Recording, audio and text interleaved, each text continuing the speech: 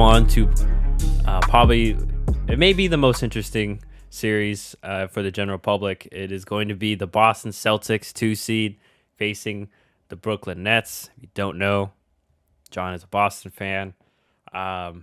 This is a very interesting series. You got Kyrie. He was supposed to be with Boston, or he said at the mic he wants to be here forever. And I think it's ironic that recently he said that he wants to stay with Brooklyn as long as KD's there. So obviously, I think we know who you're gonna pick to win.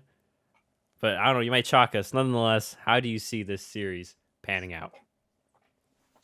Call me biased if you want, but I'm taking the Celtics and I'm going to take them in 6.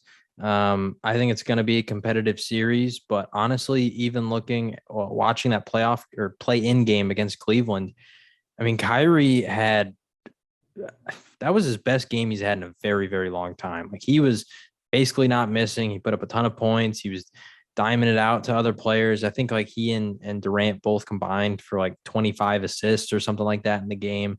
So they were sharing the rock. It was impossible for Cleveland to double team them because they were just making the right pass. People were hitting their shots. I don't think that's going to happen consistently in a 7-game series. I think that Boston has better defenders than Cleveland does with Marcus Smart, Jaylen Brown, Jason Tatum. I think they just have a better defensive scheme than a lot of these other teams do. I think even on the whole season, like, they have the number 1 defense in the entire league when it comes to points allowed. So I just think that Ime Udoka and the stuff that they've been doing this year, he's going to come out with something creative.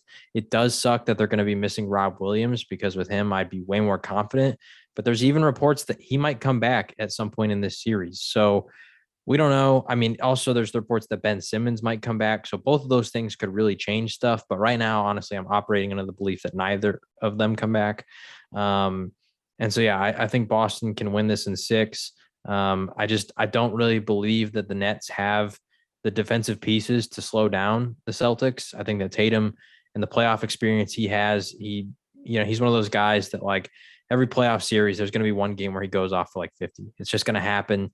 And I think that's a game where Boston wins. Jaylen Brown has been dominating the last month or so. I think he's been averaging like 28 points per game over the last month.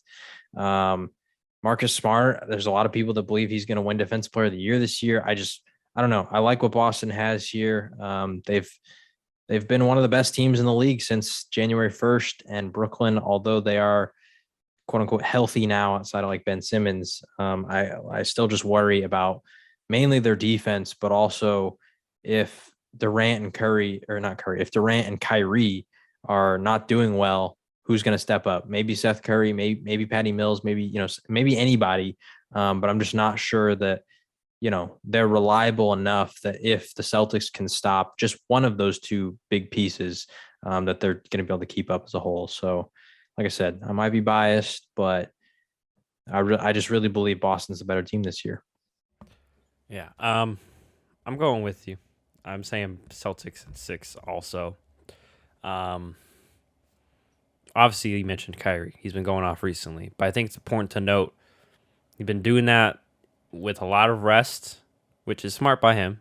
Stay healthy, make sure you get into playoffs healthy. But like you mentioned, and like we've mentioned, you're going to play the same team over and over again for multiple games, and you're not going to be able to play once a week. Obviously, it's playoff time, and I feel like, and what he did while fasting for Ramadan is an amazing feat, and I think he's still going to have to probably play games. I'm not sure how long.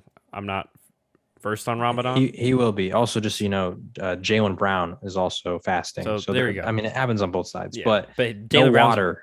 But regardless, Jaylen Brown's been playing majority of the season. Yeah, and Kyrie's been amazing, been efficient, but most of those games have come off where he's had a lot of rest before and after, and I'm just not sure he's gonna be able to drop 50 or 60 so casually. On top of the fact that John just mentioned, this is a great defensive team in the Celtics.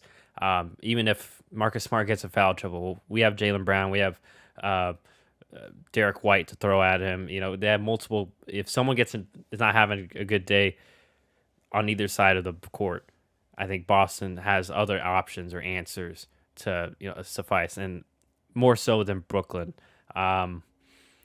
Honestly, I'm not. The Ben Simmons thing will be very interesting because if it's the same Ben Simmons as before, Definitely in 6.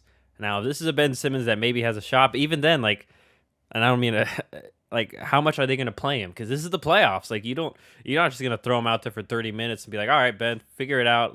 They might be a little scared. I'm like, man, like, he hasn't played much. We're only going to be able to play him for like 10 minutes, only in like small spots. So, yeah, and even with Time Lord out too, like, Al Horford's still pretty solid. I think he may not be what he was, but he's still a solid defender, passer, spread the floor a little bit too. So, yeah, I just it's not Brooklyn's year this year. Maybe with a healthy Ben Simmons next year, fully with the full off season, they'll be a much scarier force. But yeah, I got to go Boston with you as well.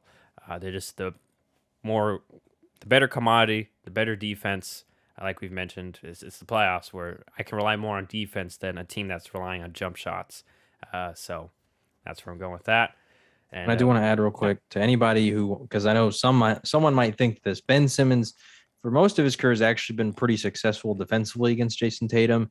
But I think one key thing to keep in mind for this game or this new team is he doesn't have Joel Embiid behind him to maybe clean up any mistakes that he might make if he was to come back in the series and be what we expect him to be.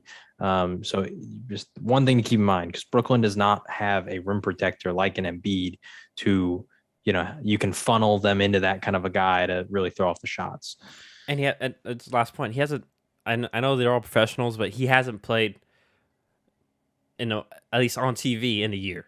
You know what I mean? So I don't care who you are. Like there's going to be some rust, that you have to knock off, and he's already not a renowned shooter. So you still have to get used to the flow of the game, your teammates and such. So we'll see. You want to talk about sending double teams. If he plays, I fully expect them to double team Kyrie and Durant if he's out or there. have their big just sag off him, and kind of like how he might. That's the big question, but obviously we'll probably be able to preview that once the series gets started and going. So.